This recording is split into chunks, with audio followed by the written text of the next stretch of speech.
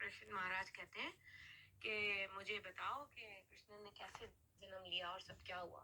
तो सुखदेव गोस्वामी बताते हैं कि परीक्षित महाराज को बताते हैं कि किस तरह कृष्ण ने जो है देवकी माँ के घर जन्म लिया और उसी वक्त जो है वो उसके बाद ब्रजभूमि मूव हो गए, क्योंकि सबको स्टोरी ये पता ही है देवकी और कंसा की। और ब्रजभूमि इसलिए वो मूव भी रीजन ये भी था ब्रजभूमि में मूव करवाने का कि उनको जो रासलीला राधा के साथ सारी हुई है वो भी डिस्क्राइब होनी थी। That was already the part of the basically it was the plan by lordship by himself, right. तो वृंदावन में जितनी भी राधा रानी और गोपियों के साथ जितनी भी रिलेशनशिप्स और लीलाज उन्होंने की थी वो भी होनी थी, इसलिए भी भगवान जी उधर मूव होने थे। और यादव डायनेस्टी के साथ जो उनके जितने भी रिश्ते थे वो भी उनको, फॉर एग्जाम्पल इसमें बताया है कि यादव डायनेस्टी जो है वो मून गॉड से रिलेटेड करती है। वो सूर्य नहीं बल्कि चंद्रमा के साथ आए हैं, राइट। हालांकि कहा है कि प्लानिटरी सिस्टम में जो है वो सूर्य जो है वो पहले आता है, चांद से पहले सूर्य देव आते हैं। सो परीक्षित महाराज जो है वो ज्यादा जो है वो मून डायनेस्टी को रेस्पेक्ट देते हैं देन द सोमा वंशा, बिकॉज उसकी वजह ये है कि यादव डायनेस्टी मून से नीचे आई है और कृष्णा जब आए थे वो मून डायनेस्टी यादव डायनेस्टी से आए थे।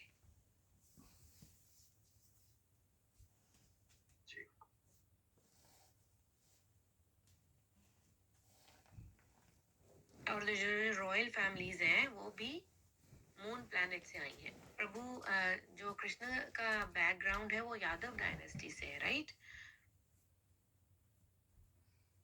और जो बाकी हैं वो आए हैं सूर्य से। एंड द सुप्रीम पर्सनालिटी आए वो आए क्षत्रिय फैमिली में बिकॉज वो he comes to establish the religious principles and life of the righteous। जैसे कि कृष्णा ने कहा है कि जब भी धर्म बढ़ेगा मैं आऊंगा, राइट। सो वो रिलीजियस जो प्रिंसिपल्स हैं उनको स्टैब्लिश करने के लिए आए थे।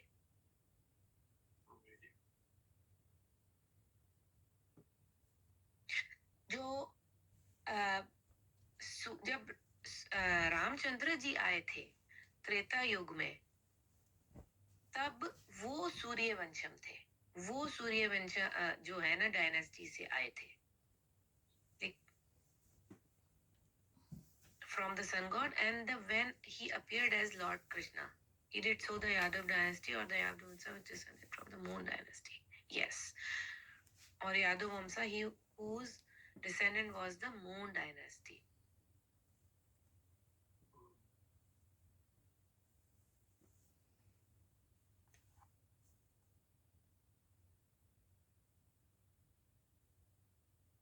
माता जी कोई कर रहा है पहले राधा माधव।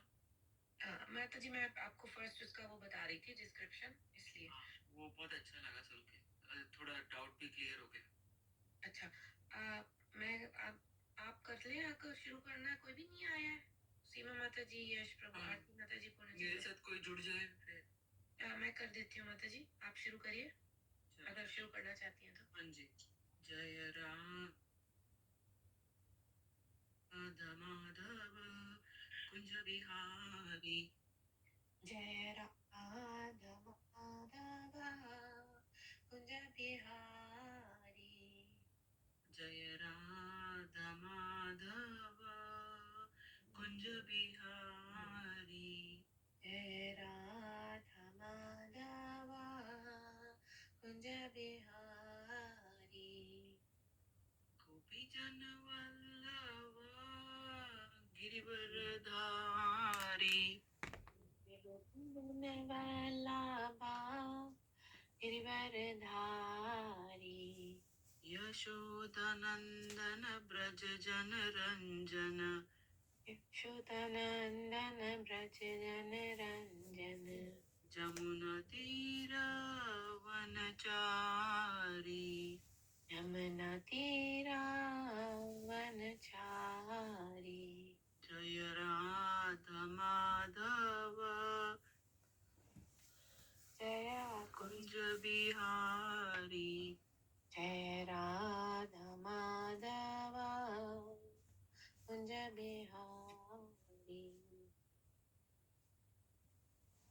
हरे कृष्ण जय गोपी जन वल्लभा गिरिवरधारी जय गोकुल वल्लभा गिरिवरधारी यशोदानंदन ब्रज जन रंजन यशोदानंदन ब्रज जन रंजन जमुना तीरा वनचारी यमुना तीरा वनचारी।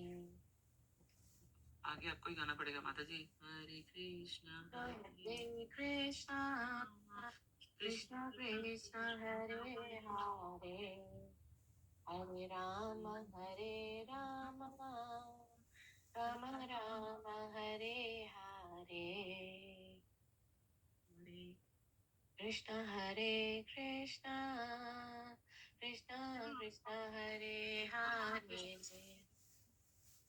हरे राम राम हरे हरे।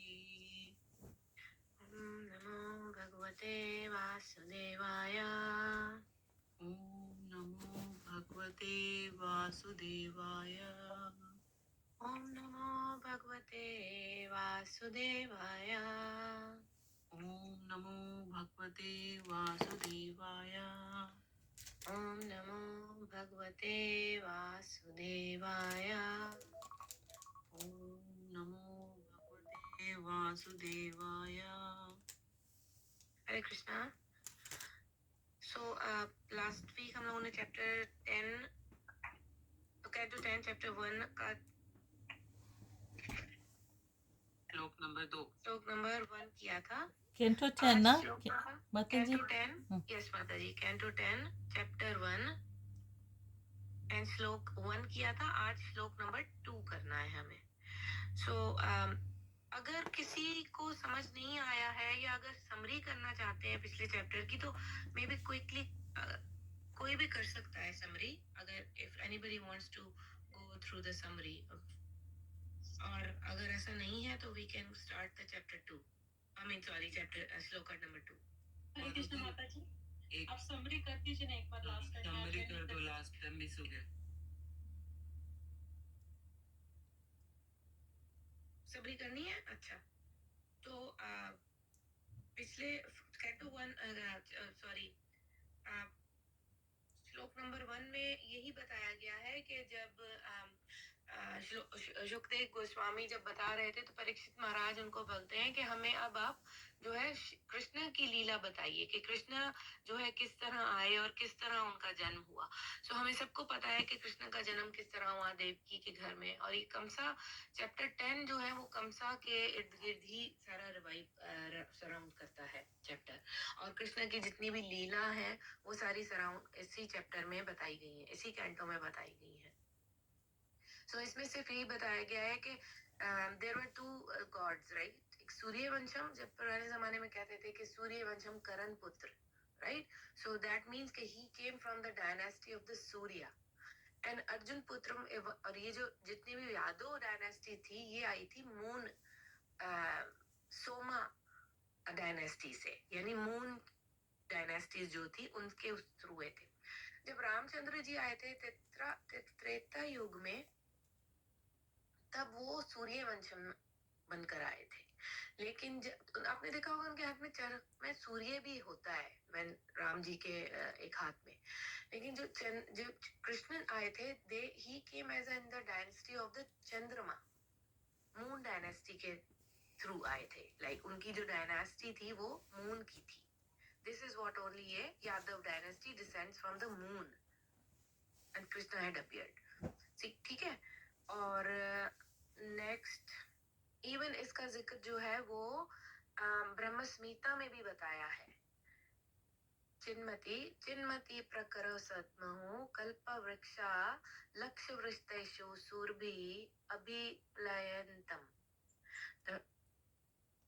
और इसमें चैप्टर में ये भी बताया गया है कि कृष्णा क्यों आए, किस तरह पहले वो देवकी के यहाँ पैदा हुए और उसके बाद उनके फादर ही के थ्रू ब्रज भूमि में उनको यशोदा माँ के पास भेजा गया। सबको पता है कि क्या हुआ था कंसा की वजह से, लेकिन उसकी सेकंड रीजन ये भी थी कि ब्रज भूमि में जितनी भी लीलाएं हुई थी दूसरी गोपियों के साथ, राधा माँ के साथ, वो भी एक्चुअली प्री प्लान्ड ही थी, वो होनी थी। That was the second reason of Krishna being appeared in the Braj Bhumi. ठीक है। एंड हम ये दोबारा ना पढ़ लें? पढ़ लीजिए, अगर नहीं हुआ है तो क्विकली आप पढ़ सकते हैं। ओनली द परपर्ट पढ़ सकते हैं अगर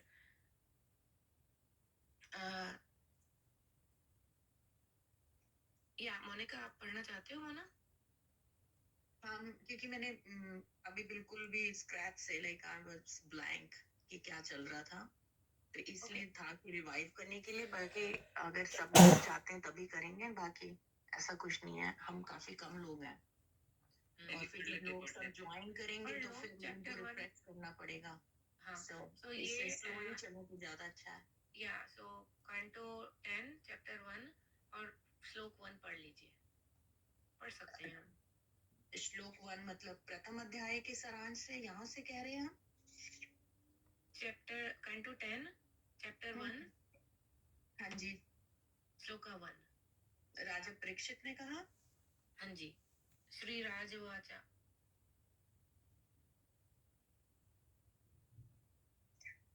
ओके, मैं पढ़ूं?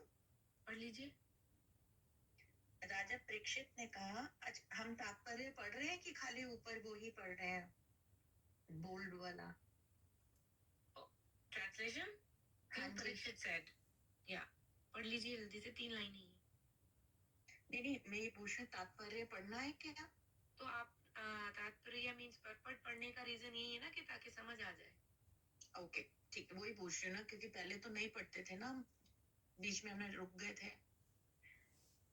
तात्पर्य तो पढ़ रहे थे पिछले सारे काफी दिनों से। हाँ माता जी, लास्ट बुक पूरी पढ़ी हमने, पूरी बुक तात्पर्य पढ़ी है। जस्ट ब्लैंक में कह रही हूँ, लाइक शुरू करिए। हाँ पढ़ लीजिए। राजा परीक्षित ने कहा, हे प्रभु, आपने चंद्रदेव तथा सूर्यदेव दोनों के वंशों का, उनके राजाओं के महान तथा अद्भुत चरित्रों सहित विशद वर्णन किया है। तात्पर्य, नवम स्कंद के अंत में 24वें अध्याय में शुकदेव गोस्वामी ने कृष्ण के कार्यकलापों का सार दे दिया है। उन्होंने बतलाया है कृष्ण किस प्रकार धरती का बोझ कम करने के लिए स्वयं प्रकट हुए थे, किस तरह उन्होंने गृहस्थ के रूप में लीलाएं की, और किस तरह जन्म के तुरंत बाद उन्हें उनकी ब्रज भूमि लीला में ले जाया गया। परीक्षित महाराज कृष्ण भक्त होने के कारण भगवान कृष्ण के विषय में और अधिक सुनना चाह रहे थे, इसलिए कृष्ण के विषय में कथा कहते रहने तथा विस्तृत जानकारी देने के लिए प्रोत्साहित करने की दृष्टि से उन्होंने शुकदेव गोस्वामी का आभार प्रकट किया। उन्होंने कृष्ण के कार्यकलापों का संक्षिप्त वर्णन प्रस्तुत किया। शुकदेव गोस्वामी ने कहा था, जातो गत प्रत गृहात् व्रज मेधितार्थो हत्वा रिपुन सुच्छन्तानि कृत्योरुदार उत्पद्ये तेषु पुरुषः कृत्युभिः समीजे आत्मनात्मन निगमम प्रत्यावाच्येषु। लीला पुरुषोत्तम भगवान कृष्ण वसुदेव के पुत्र रूप में प्रकट तो हुए, किंतु वे तुरंत ही अपने पिता का घर छोड़कर वृंदावन चले गए, जिससे वहां अपने विश्वस्त भक्तों के साथ अपने स्नेह में संबंधों का विस्तार कर सकें। उन्होंने वृंदावन में अनेक असुरों का वध किया और बाद में वे द्वारिका चले गए, जहां उन्होंने वैदिक विधि से अनेक पत्नियों के साथ विवाह तो किया जो स्त्रीरत्ना थीं। उनसे सैकड़ों पुत्र उत्पन्न किए और गृहस्थ जीवन के नियमों की स्थापना करने के लिए अपनी पूजा हेतु अनेक यज्ञ संपन्न किए। भागवतम 9.24.66। यजुवंश सोम अर्थात चंद्रदेव से चले आ रहे कुल से संबंधित था। यद्यपि ग्रहों की ऐसी व्यवस्था थी कि सूर्य चंद्रमा से पहले आता है, किंतु परीक्षित महाराज ने चंद्रवंश अर्थात सोमवंश को अधिक सम्मान दिया, क्योंकि चंद्रमा से चले आ रहे यादव वंश में कृष्ण अवतीर्ण हुए थे। दो पृथक क्षत्रिय राजवंश हैं, चंद्र ग्रह के राजा से चला आने वाला वंश तथा सूर्य ग्रह के राजा से चले आने वाला वंश। जब भी भगवान अवतीर्ण होते हैं तो वह सामान्यतः वे क्षत्रिय वंश में प्रकट होते हैं, क्योंकि वे धर्म के सिद्धांतों तथा सत्य में जीवन की स्थापना करने आते हैं। वैदिक प्रणाली के अनुसार क्षत्रिय वंश मानव जाति का रक्षक होता है। जब भगवान श्री रामचंद्र के रूप में प्रकट हुए तो वे सूर्य देवता से चले आ रहे सूर्य वंश में अवतरित हुए थे, किंतु जब वे कृष्ण के रूप में प्रकट हुए तो वे चंद्र देवता से चले आ रहे यदुवंश में अवतीर्ण हुए। श्रीमद् भागवत के नवम स्कंद के 24वें अध्याय में यदुवंशी राजाओं की लंबी सूची दी हुई है। सोमवंश तथा सूर्यवंश के सारे राजा महान तथा शक्तिशाली थे और महाराज परीक्षित ने सबकी बड़ी प्रशंसा की थी। राज्यम चौभ्यवश्यानाम चरितम परमादुबत्तम। फिर भी वे सोमवंश के विषय में और अधिक सुनना चाह रहे थे, क्योंकि इसी वंश में कृष्ण अवतीर्ण हुए थे। ब्रह्म संहिता में भगवान कृष्ण के परम धाम को चिंतामणि धाम कहा गया है। चिंतामणि प्रकरसद्युषु कल्पवृक्षामृतेषु सुरभिरभिपाल्यन्तम। इस धरा पर वृंदावन धाम उसी धाम का प्रतिरूप है, जैसा कि भगवत गीता 7.20 में कहा गया है। 8.20 में कहा गया है, बैकुंठ लोक में एक अन्य नित्य प्रकृति होती है जो व्यक्त तथा अव्यक्त पदार्थ से परे होती है। व्यक्त जगत को अनेक नक्षत्रों तथा ग्रहों यथा चंद्रमा तथा सूर्य के रूप में देखा जा सकता है, किंतु इसके परे अव्यक्त है जो देहधारियों के लिए अदृश्य होता है। इस अव्यक्त पदार्थ के परे आध्यात्मिक लोक है, जिसे भगवत गीता में परम तथा नित्य कहा गया है। इस लोक का कभी संहार नहीं होता। यद्यपि भौतिक प्रकृति का बारंबार सृजन तथा संहार होता रहता है, किंतु आध्यात्मिक प्रकृति शाश्वत रहती है। श्रीमद् भागवत के दशम स्कंद में उस आध्यात्मिक प्रकृति, उस आध्यात्मिक जगत का वर्णन वृंदावन, गोलोक वृंदावन या व्रज धाम के रूप में हुआ है। नवम स्कंद के उपरोक्त श्लोक जातो गतः पृथगृहात् का विस्तृत वर्णन इस दशम स्कंद में मिलेगा। किसी और ने पढ़ना है? टीका जी, मैं पढ़ लूं माता जी? करो। बढ़िया। हरे कृष्णा। हे मुनि श्रेष्ठ, आप परम पवित्र तथा धर्मशील यदुवंशियों का भी वर्णन कर चुके हैं। यदुवंशियों का भी वर्णन कर चुके हैं। अब हो सके तो कृपा करके उन भगवान श्री विष्णु या भगवान श्री कृष्ण के अद्भुत महिमामय कार्यकलापों का वर्णन करें, जो यदुवंश में अपने पूर्ण विस्तार श्री बलदेव के साथ प्रकट हुए हैं। तात्पर्य ब्रह्मा संहिता 5.1 में बतलाया गया है कि कृष्ण तत्व के उद्गम भगवान श्री कृष्ण ही है। ईश्वर परम कृष्ण सच्चिदान विग्रह अनादिरादि गोविंद सर्वकारण्य कारणमय।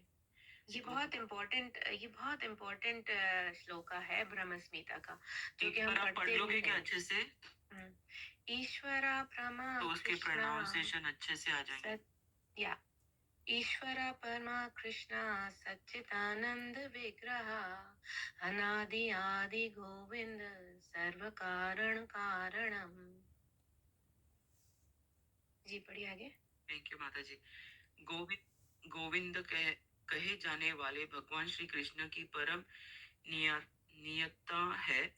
उनका शरीर सनातन अन्य दयमय तथा आध्यात्मिक है। वह सबके उद्गम है, उनका अन्य कोई उद्गम नहीं है, क्योंकि वे समस्त कारणों के कारण है। अब ये भी आपको किसी को पढ़ना पड़ेगा। यश, मैं एक फिर गलती करती हूँ इसीलिए, क्योंकि इतना बड़ा वर्ड है। मोना माता जी, आप पढ़ोगे वो वाला श्लोक? इसका संधि विच्छेद कर लिया करें, उससे आसानी होती है।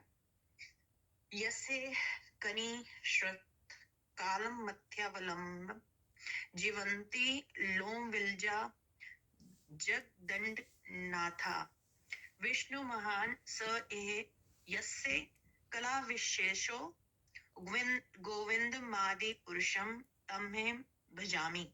ये सुबह में जब दर्शन आरती शुरू होती है तो ये वाला श्लोक पढ़े जाते हैं। सुबह ही सुबह दर्शन आरती में होती ना, वो याद, वो जो गोविंदम आदि पुरुषम तमहं भजामि, ये वो वाले श्लोक है। हाँ, तभी उसमें लिखा भी है कि मैं उसकी पूजा करता हूँ। या ओके।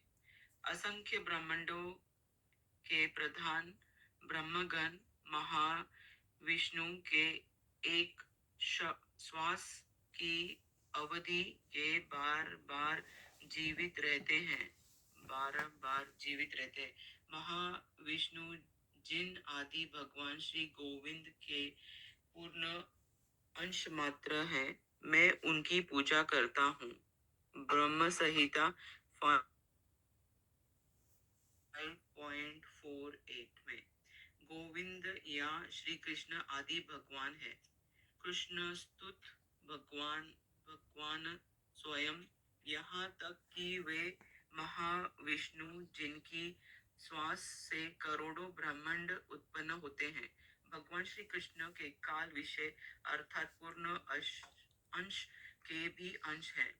महाविष्णु संकर्षण के पूर्ण विस्तार कला है, जो श्री नारायण के पूर्ण विस्तार है।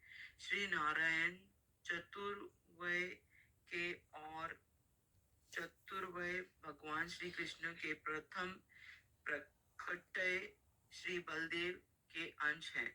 अतः जब श्री बलदेव समेत भगवान श्री कृष्ण अभिभूत हुए तो उनके साथ सारे के सारे विष्णु तत्व प्रकट हुए। महाराज परीक्षित ने शील सुखदेव गोस्वामी से प्रार्थना की वे भगवान श्री कृष्ण तथा उनके महिमामय कार्यकलापों का वर्णन करें। इस श्लोक का एक दूसरा भी अर्थ निकलता है। यद्यपि शील सुखदेव गोस्वामी सबके बड़े मुनि थे, तो भी वे भगवान श्री कृष्ण का अशेन वर्णन कर सके, क्योंकि भगवान श्री कृष्ण का पूरा वर्णन कोई नहीं कर सकता। कहा जाता है कि अनंत देव के हजारों सिर है, और यद्यपि वे अपनी हजारों जीवों से भगवान श्री कृष्ण का वर्णन करने का प्रयत्न करते हैं, तो भी यह वर्णन अधूरा ही रहता है। हरे कृष्णा। कोई और? जी माता जी, मैं पढ़ सकता हूँ आगे? हाँ जी प्रभु जी। जी श्लोक 3 से। परमात्मा अर्थात पूर्ण पुरुषोत्तम भगवान श्री कृष्ण जो विराट के कारण है, यदुवंश में प्रकट हुए, आप कृपा करके मुझे उनके यशस्वी कार्यकलापों तथा उनके चित्र का आदि से लेकर अंत तक वर्णन करें। तात्पर्य: इस श्लोक में आए तमाम ज्ञानी शब्द सूचित करते हैं कि इस तरह में रहते हुए भगवान श्री कृष्ण ने जितने भी कार्यकलाप किए वे मानव समाज के लिए लाभप्रद हैं। यदि धर्मवेत्ता, दार्शनिक तथा सामान्य लोग भगवान श्री कृष्ण के कार्यकलापों का केवल श्रवण करें तो उन्हें मुक्ति मिल सकती है। हमने कई बार कहा है कि कृष्ण कथा 2 प्रकार की है। एक तो श्रीमद् भगवद गीता, जिसे भगवान श्री कृष्ण ने अपने विषय में कही है, और दूसरी श्रीमद् भागवतम, जिसे शील सुखदेव गोस्वामी ने भगवान श्री कृष्ण की महिमा के विषय में कहा है। जो भी व्यक्ति कृष्ण कथा में थोड़ी सी भी रुचि रखता है वह मुक्ति प्राप्त करता है। कीर्तनाथ एवं कृष्ण सस्य मुक्ति संघ और वर्जित। श्रीमद् भागवतम 12 10.3.51 केवल कीर्तन करने अथवा बारंबार कृष्ण कथा कहने से मनुष्य कलयुग के कलम से मुक्त हो जाता है। इसलिए चैतन्य महाप्रभु ने उपदेश दिया है, यारे देख तारे कहा। कृष्ण उपदेश Shri Chaitanya Charitamrita Madhya I think 7 chapter 10 Madhya Lila chapter 10 128 verse 128। Krishna भावना अमृत का उद्देश्य है भगवान श्री कृष्ण के विषय में सुनना और इस तरह भव बंधन से मुक्त हो जाना। पूर्ण पुरुषोत्तम भगवान की महिमा का वर्णन परंपरा पद्धति से किया जाता है, अर्थात ये अध्यात्मक गुरु से शिष्य तक पहुंचाया जाता है। ऐसे वर्णन के आनंद का आस्वाद उन लोगों के द्वारा ही किया जाता है जो इस भौतिक जगत के मिथ्या शरण वर्णन में रुचि नहीं रखते। श्री भगवान का गुणगान जन्म मृत्यु के चक्कर में फंसे बदजीवी जीवों के लिए उपयुक्त औषधि है। अतः कसाई पशुघाती या अपने आप को ही मारने वाले आत्मघाती के अतिरिक्त श्री भगवान की महिमा को सुनना कौन नहीं चाहेगा। तात्पर्य, भारत में सामान्य लोगों के बीच ये आम प्रथा है कि बारंबार होने वाले जन्म मरण के रोग से छुटकारा पाने के लिए वे श्रीमद् भागवत गीता या श्रीमद् भागवतम से भगवान श्री कृष्ण के विषय में सुनते हैं। यद्यपि अब भारत पतित हो चुका है, किंतु ये समाचार मिलते ही कि अमुक व्यक्ति श्रीमद् भगवत गीता या श्रीमद् भागवतम पर बोलेगा, अब भी हजारों लोग सुनने के लिए एकत्र हो जाते हैं। किंतु ये श्लोक इंगित करता है कि श्रीमद् भगवत गीता या श्रीमद् भागवतम का ऐसा पाठ ऐसे व्यक्ति द्वारा किया जाना चाहिए जो भौतिक इच्छाओं से पूरी तरह मुक्त हो चुके हों। दृश्य, इस भौतिक जगत में ब्रह्मा से लेकर एक शुद्र चींटी तक सारे जीव इंद्र भोगे की भौतिक इच्छा से भरे हैं और हर प्राणी इंद्रिय तृप्ति में लगा हुआ है। किंतु इस तरह लगे रहने पर कृष्ण कथा के महत्व को चाहे वह श्रीमद् भगवद गीता के रूप में हो चाहे श्रीमद् भागवतम के रूप में हो पूरी तरह नहीं समझा जा सकता। यदि हम मुक्त पुरुषों के मुख से पूर्ण पुरुषोत्तम भगवान की महिमा के विषय में सुने तो हम इसे भवबंधन से अवश्य छूट सकते हैं। किंतु श्रीमद् भागवतम के पेशेवर वाचकों से सुनने पर वास्तव में मुक्ति प्राप्ति में कोई सहायता नहीं मिल सकती है। कृष्ण कथा अतीव सरल है। श्रीमद् भगवत गीता में कहा गया है कि भगवान श्री कृष्ण पूर्ण पुरुषोत्तम परमेश्वर है।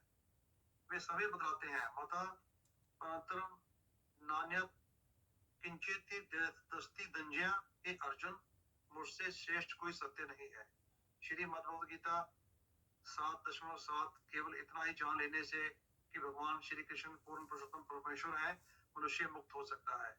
किंतु इस कलयुग में लोग असली लाभ से वंचित रहते हैं क्योंकि वे ऐसे धूर्त व्यक्तियों से श्रीमद् भगवत गीता सुनना पसंद करते हैं जो श्रीमद् भगवत गीता को यथारूप में प्रस्तुत ना करके उससे अपनी इच्छा अनुसार तोड़ते मरोड़ते हैं। बड़े बड़े विद्वान, राजनीतिज्ञ, दार्शनिक तथा वैज्ञानिक अपने ही दूषित तरीके से श्रीमद् भगवत गीता का प्रवचन करते हैं और सामान्य लोग इन्हीं से सुनते हैं क्योंकि वे किसी वक्त से पूर्ण पुरुषोत्तम भगवान के गुणानुवाद को सुनने में रुचि नहीं रखते।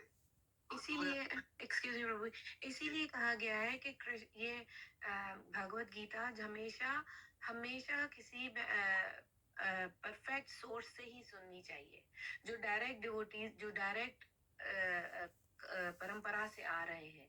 हमेशा किसी अथोराइज्ड गुरु से ही सुननी चाहिए, because there are many plenty of different purports and सबने अपने अपने तरीके से इसको दी गई है। सो इसीलिए कहा गया है कि द बेस्ट इज के जो परंपरा चली आ रही है, फॉर एग्जाम्पल अब इस्कॉन की जो परंपरा है वो प्रभुपाद के जो इनसे किसी अथोराइज गुरु से ही सुननी चाहिए ताकि उसको किसी हम उससे ना गलत तरीके से जो उसकी ना की गई हो ट्रांसलेशंस या समरीज। मतलब इसमें एक चीज और थी बीच में पूछ रहा हूँ कि इसमें ये लिखा था कि ऐसा पाठ ऐसे व्यक्तियों द्वारा किया जाना चाहिए जो भौतिक इच्छाओं से पूरी तरह से मुक्त हो चुके हों। यस, जैसे हमारे महाराज हैं, ये भौतिक इच्छाएं इनकी नहीं है कोई। भौतिक इच्छाएं मीन जो वर्ल्डली डिजायर्स हैं इनकी, जो वर्ल्डली मटेरियल डिजायर्स हैं उनसे दूर है वो, राइट। उनका काम क्या है? सिर्फ भगवान की लीला को डिस्ट्रीब्यूट करना, भगवान के मैसेजेस को जो है वो पॉपुलेट करना, राइट? इस तरह महाराज आते हैं, इनकी कोई इच्छाएं नहीं है, ये क्या कर रहे हैं, सिर्फ कृष्णा का नाम आगे कर रहे हैं, नॉलेज दे रहे हैं, क्लासेस दे रहे हैं। वर्ल्डली इनकी कोई वो नहीं है, मेरा घर हो, मेरी गाड़ी हो, या मेरे पास इतने जो है पैसे हो, मैं दुनिया घूमूं। दीज आर ऑल भौतिक इच्छाएं, राइट? अगर ये दुनिया में घूमते भी हैं, नवयोगेंद्र महाराज हैं या हमारे दूसरे महाराज आते हैं, वो अगर दुनिया में जाते भी हैं, दूसरे वर्ल्ड्स में टूर्स पे जाते भी हैं, तो दे डोंट गो फॉर सी, चलो जी आज कहीं पे जाके लेक पे जाके बैठ के घूमे देखें। No, they don't do that. वो एक घर to house, home to home जाके प्रोग्राम करेंगे, मंदिरों में जाके वो प्रोग्राम करते हैं, लेकिन वो घूमने फिरने नहीं जाते हैं।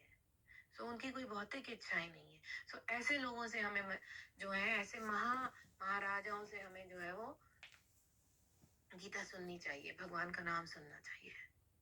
मतलब जैसे हम लोग टेंपल में भी जाते हैं, वहाँ पे वो लेक्चर्स होते हैं, लेक्चर चल रहा होता है, तो मतलब सब लोग टर्न वाइज वहाँ पे करते हैं, हम लोग सुनते हैं सब लोग को। तो हम लोग तो हम भी खुद भी भौतिक इच्छाओं से भरे पड़े हैं पूरे ही, तो हम लोग भी रीडिंग करते हैं जैसे, तो उसमें क्या डिफरेंस है कि किनसे सुनना चाहिए, और कभी कभी टेंपल में सुनते हैं, तो हमें वो गुरु का तो हमें ज्ञान अभी नहीं है, हमें वो नहीं दिया अभी तक, तो वो कैसे हम लोग रेक्टिफाई करें कि जिससे हम सुन रहे हैं वो भौतिक इच्छाओं से सब लोग मुक्त हो चुके हैं। फर्स्ट ऑफ ऑल तो प्रभु, हम भगवान का अपना बोला हुआ वर्ड पढ़ रहे हैं, हम पढ़ रहे हैं, राइट? कृष्णा की लिखी बोली हुई है गीता, जो भगवत गीता हम पढ़ते हैं वो कृष्ण की लिखी हुई है, और जारी बाकी जो परपर्ट्स इनकी जो समराइज की गई है वो प्रभुपाद की हुई है। और प्रभुपाद हिमसेल्फ वाज अ महापुरुष, उनकी जो है वो नहीं थे, उनकी कोई भौतिक इच्छाएं नहीं थी, लास्ट में उनकी यही थी इच्छा, propagate Krishna. So Bhagavad Gita itself is written by Krishna himself, right? उसके बाद is spoken by Krishna, तो हम वो बोल रहे हैं, वो सुन रहे हैं और कर रहे हैं। दूसरी बात, हम तो नहीं, इसको परपट को मैंने नहीं लिखा, आपने नहीं लिखा, हम तो सिर्फ सुन या पढ़ रहे हैं। So ये तो already pure by itself। और अगर हम क्लास में लेट्स से अगर सैटरडे संडे भागवतम जो सुबह में पढ़ते हैं, वो भी भगवान की ही बताई हुई बुक को ही पढ़ रहे हैं। इट्स वो नहीं है कि अगर कोई हम अभी मटेरियल एज में हैं, हमारी इच्छाएं हैं, इवन जो पढ़ रहे हैं उनकी भी हैं, सुबह में जो क्लास दे रहे हैं थोड़ी बहुत उनकी भी होती है, लेकिन वो डायरेक्ट खुद नहीं उसको मैनिपुलेट करके बता रहे हैं, हमें अपनी तरफ से कोई ट्रांसलेट नहीं करके बता रहे, या अपनी तरफ से कोई समरी नहीं करके बता रहे, ऐड करके या एडिट करके, वो सिंपली वही पढ़ रहे हैं जो भागवत गीता या भागवतम में लिखा हुआ है, ठीक है?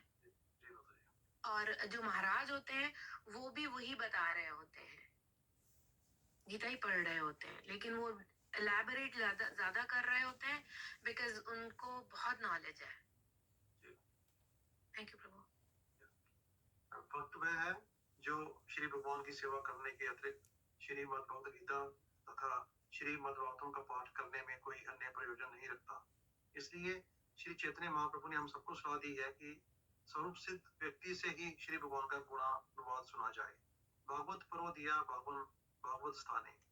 जब तक कोई कृष्ण भावना अमृत विज्ञान में अनुभूति प्राप्त न हो, तब तक नव जिज्ञासु को चाहिए कि वह उससे श्री भगवान के विषय में सुनाने के लिए ना कहे, क्योंकि श्री सनातन गोस्वामी ने पद्म पुराण से निम्नलिखित उदाहरण देते हुए ऐसा करने से मना किया है।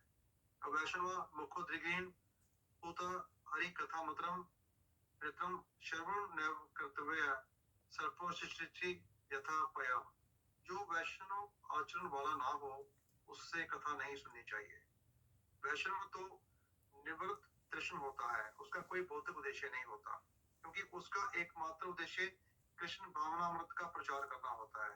तथा कथित विद्वान दार्शनिक तथा राजनीतिक स्वार्थवश श्रीमद् भगवद गीता के अर्थ को तोड़ मरोड़ कर अपना उल्लू सीधा करना चाहते हैं। इसलिए ये श्लोक सावधान करता है कि कृष्ण कथा का वाचन वही करे जो निवृत्त तृष्ण हो। श्री सुखदेव गोस्वामी श्रीमद् भागवतम के आदर्श उपयुक्त वाचक है और मृत्यु का सामना करने के पूर्व अपना राज्य तथा परिवार को हेतु पूर्वक छोड़ने वाले प्रेक्षित महाराज आदर्श श्रोता है। श्रीमद् भागवतम का सुयोग्य वाचक मत जीवों को सही औषधि प्रदान करता है।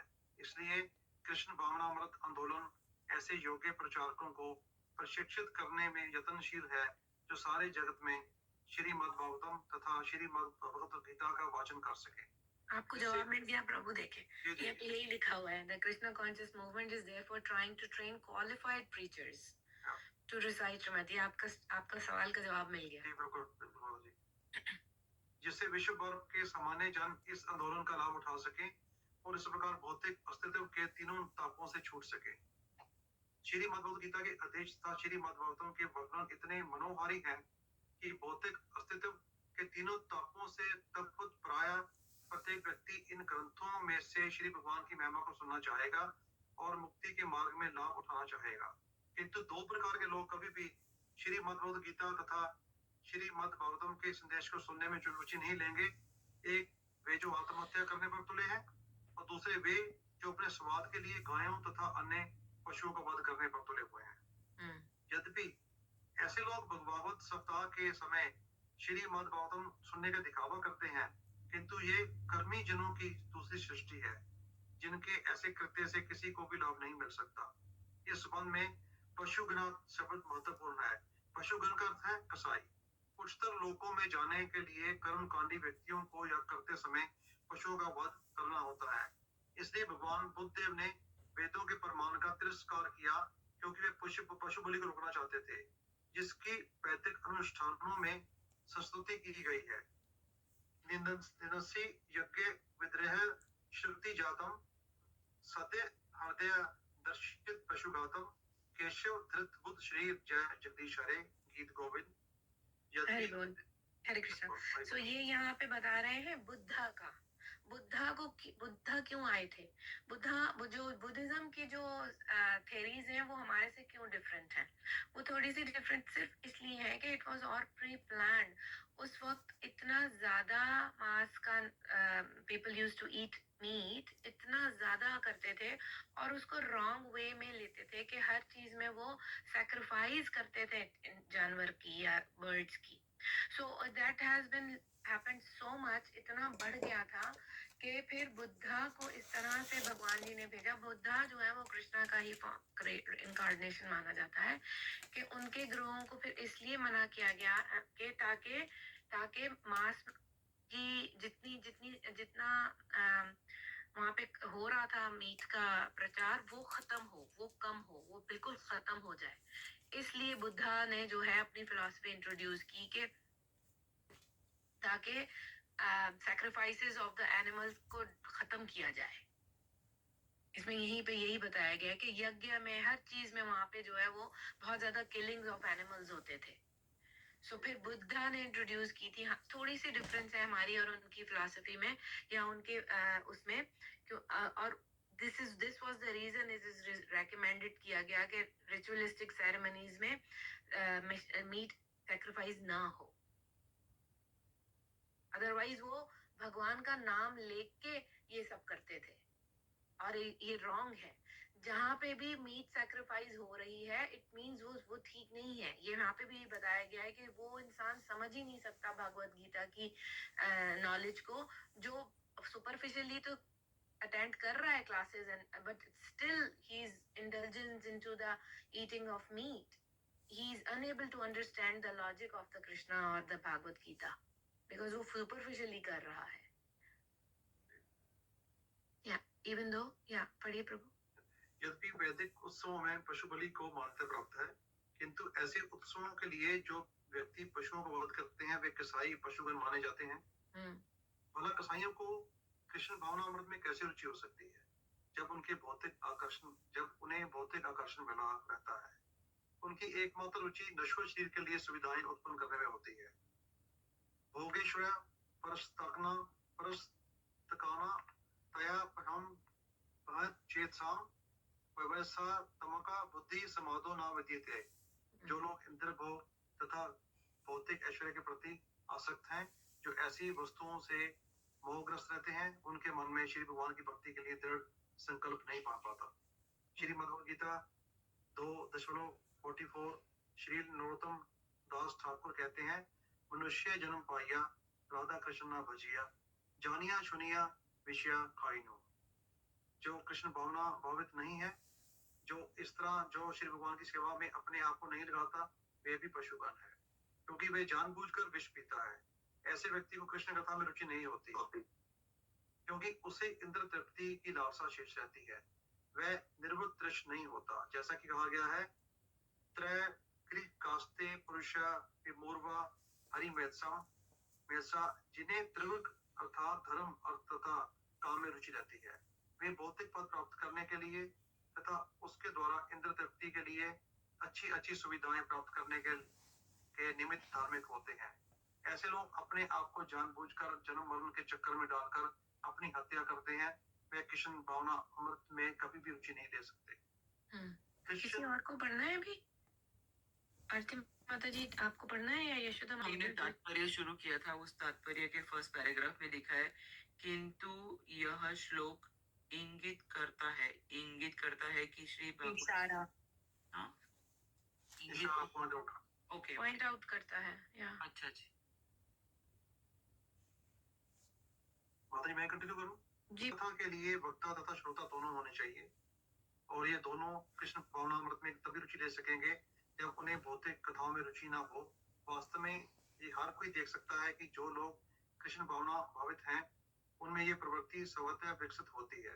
यद्यपि कृष्ण भावना अमृत संदोलन के भक्तगण तरुण व्यक्ति हैं, किंतु वे भौतिकवादी अखबार पत्रिकाएं इत्यादि नहीं पढ़ते, क्योंकि उन्हें ऐसी कथाओं में कोई रुचि नहीं होती। निर्वर्तक दृश्य, वे देह आत्म बुद्धि का सर्वथा परित्याग कर देते हैं। गुरु उत्तम श्लोक अर्थात पूर्ण पुरुषोत्तम भगवान विषय कथाओं को कहते हैं और शिष्य ध्यान से उन्हें सुनता है। जब तक दोनों भौतिक इच्छाओं से मुक्त नहीं हो लेते, तब तक उन्हें कृष्ण भावना अमृत की कथाओं में रुचि नहीं हो सकती। गुरु तथा शिष्य को भगवान श्री कृष्ण के अतिरिक्त और कुछ समझने की आवश्यकता नहीं रहती, क्योंकि भगवान श्री कृष्ण को समझने तथा भगवान श्री कृष्ण के विषय में बातें करने मात्र से ही व्यक्ति पूर्णतः विद्वान बन सकता है। यस्मिन विख्याते सर्वमेव विख्यात भवति। श्री भगवान हर एक के हृदय में असीम रहते हैं, और उनकी कृपा से भक्तों श्री भगवान से ही सीधे आदेश प्राप्त करता है, जैसा कि श्री भगवद गीता के श्लोक 15:15 में श्री भगवान ने कहा है, सर्वस्य चाहम हृदय सन्निविष्टो मथा स्मृति क्रियाम मोहंच वेदवश्च सर्वमेव वेदो वेदांत कृत वेद विदेव चाहम। मैं हर एक के हृदय में आसीन हूँ, और मुझ में ही स्मृति ज्ञान तथा विस्मृति उत्पन्न होते हैं। एज अ परमात्मा। तो ये जो वर्स कहा गया है, इसमें भगवान कहते हैं कि मैं हर किसी के हृदय में एज अ परमात्मा फीचर सुपर सोल के उसमें बैठा हूँ, और मुझ में ही स्मृति ज्ञान तथा विस्मृति उत्पन्न होते हैं। सारे वेदों के द्वारा मैं ही जानने योग्य हूँ। मैं ही वेदांत का रचयिता और वेदों का ज्ञाता हूँ। कृष्ण भावना अमृत इतना उच्च है कि कृष्ण भावना भावित व्यक्ति गुरु के निर्देशन से श्रीमद् भागवतम, श्रीमद् भगवत गीता तथा अन्य वैदिक साहित्य में प्राप्य कृष्ण कथा को पढ़कर पूर्णतः तुष्ट होता है। जब भगवान श्री कृष्ण के विषय में केवल बातें करना इतना सुहावना लगता है, तो फिर भगवान श्री कृष्ण की सेवा करना कितना सुहावना होगा, इसकी कल्पना की जा सकती है। जब मुक्त गुरु तथा उसके शिष्य के पद्य कृष्ण कथा की वार्ताएं होती हैं, तो अन्य लोग भी कभी कभी इन कथाओं को सुनकर लाभ उठाते हैं। ये कथाएं जन्म तथा मृत्यु के चक्कर को रोकने में रामबाण औषधि का कार्य करती है। बारंबार होने वाले जन्म तथा मृत्यु का चक्कर, जिसमें मनुष्य को पुनः पुनः विभिन्न शरीर ग्रहण करने पड़ते हैं, भव या भवरोग कहलाता है। यदि कोई व्यक्ति इच्छा से या अनिच्छा से कृष्ण कथा सुनता है, तो उसका भव रोग अर्थात जन्म मरण का रोग निश्चय ही जाता रहता है। इसलिए कृष्ण कथा को भवौषधि, जन्म मृत्यु के चक्कर को रोकने की औषधि कहा गया है। कर्मी जन जो भौतिक इंद्रिय तृप्ति में आसक्त रहते हैं, सामान्यतः अपनी भौतिक इच्छाओं का परित्याग नहीं कर सकते, किंतु कृष्ण कथा ऐसी रामबाण औषधि है कि कृष्ण कथा सुनने के लिए प्रेरित होने पर मनुष्य इस रोग से निश्चित रूप से मुक्ति हो जाता है। इसके ज्वलंत उदाहरण ध्रुव महाराज हैं, जो अपनी तपस्या के बाद अत्यंत तुष्ट थे। जब श्री भगवान ने उन्हें वर देना चाहा, तो ध्रुव ने वर लेने से मना कर दिया। स्वामिन कृतार्थोस्मि वर न याचे, हे प्रभु मैं पूरी तरह से तुष्ट हो गया हूँ, मुझे भौतिक इंद्र तृप्ति के लिए कोई वर नहीं चाहिए। हम वास्तव में देख रहे हैं कि कृष्ण भावना अमृत आंदोलन में युवकों तथा युवतियों तक ने अपनी बुरी से बुरी आदतें जैसे अवैध जीवन, मांसाहार, नशा तथा जुआ खेलना छोड़ दी है। क्योंकि कृष्ण भावना अमृत इतना प्रबल है कि इसमें उन्हें पूर्ण संतोष मिलता है, अतएव वे भौतिक इंद्र तृप्ति में रुचि नहीं लेते। भगवान श्री कृष्ण के तुल्य थे जो आसानी से निकल गई होती। मेरे पितामहों ने भगवान श्री कृष्ण की कृपा से इस दुर्लभ सागर को इतनी सरलता से पार कर लिया मानो कोई गोकुल का चिन्ह हो।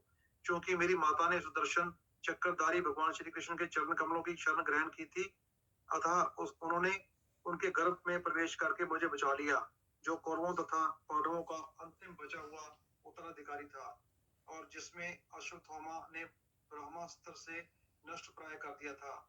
भगवान श्री कृष्ण ने समस्त सिद्धेदारी जीवों के भीतर तथा बाहर शाश्वत कालों के रूप में यथा परमात्मा तथा विराटों रूप में अपनी शक्ति से प्रकट होकर हर एक को क्रूर मृत्यु के रूप में या जीवन के रूप में मोक्ष प्रदान किया।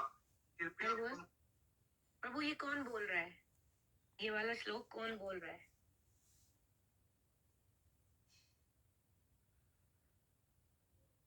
Any idea? ये जो एक्सप्लेनेशन पढ़ रहे थे हम लोग जी, ये जो ट्रांसलेशन हम पढ़ रहे थे, ये कौन कह रहा है? Who is saying this? Parikshit महाराज परीक्षित कह रहे हैं।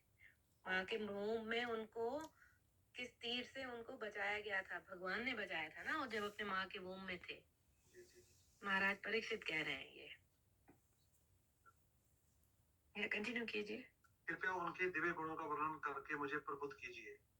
तात्पर्य जैसे कि श्री भगवद गीता 10.14.58 में कहा गया है, जिससे विराट समाक्षता ये वल्लभ महापदम पुण्य यशो मुरारे भवा में बिंदु पत्रस पदम पर पदम पदम यदा विपदा न तेषाम। ब्यूटीफुल, ये बहुत अच्छा कोट है, इसको दोबारा पढ़ते हैं। माता यहाँ पढ़िए एक बार थोड़ा सा। तमश्रिता ये पदा पलम प्लवम महत्पदम पुण्य यशो मुरारी भवम बुधिर्वस्ता पदम परम पदम पदम पदम या पदम नाते सम। ये वही है ट्रांसलेशन के एक कदम कदम पे हमारे तो मौत है, राइट? इसकी ट्रांसलेशन वही वाली है। जी कंटिन्यू कीजिए प्रभु। जिसने विराट जगत के आश्रय तथा मुरारी अर्थात मूर नामक असुर के शत्रु श्री भगवान के चरण कमल रूपी नाव को पकड़ लिया है, उसके लिए ये भवसागर गोकुल की छाप में भरे जल के समान है। उसका लक्ष्य पर प्रथम अर्थात वैकुंठ होता है, जहाँ भौतिक कष्टों का नामो निशान नहीं रहता, और ना कि वह स्थान जहाँ पग पग पर संकट होता है। जो व्यक्ति भगवान श्री कृष्ण की चरणों में शरण लेता है, उसे तुरंत ही श्री भगवान सुरक्षा प्रदान करते हैं। जैसा कि श्री भगवद गीता के 17.66 में श्री भगवान वचन देते हैं, 18.66 में श्री भगवान वचन देते हैं, अहम तमाम सर्वो पापे भयो मोक्षयाशयमि मां शुचा। मैं तुम्हें सारे पापों से उबार लूंगा, तुम डरो मत। भगवान श्री कृष्ण की ये लास्ट अध्याय में था, आई थिंक लास्ट अध्याय जो है। भगवान श्री कृष्ण की शरण में आने से मनुष्य सबसे सुरक्षित आश्रय प्राप्त कर लेता है। इस तरह जब पांडवों ने भगवान श्री कृष्ण के चरण कमलों की शरण ग्रहण कर ली, तो वे कुरुक्षेत्र की युद्ध भूमि में सुरक्षित पक्ष में आ गए। इसलिए परीक्षित महाराज अपने जीवन के अंतिम दिनों में भगवान श्री कृष्ण का चिंतन करते हुए कृतज्ञता का अनुभव कर रहे थे। कृष्णा भावनामृत का ये आदर्श फल है।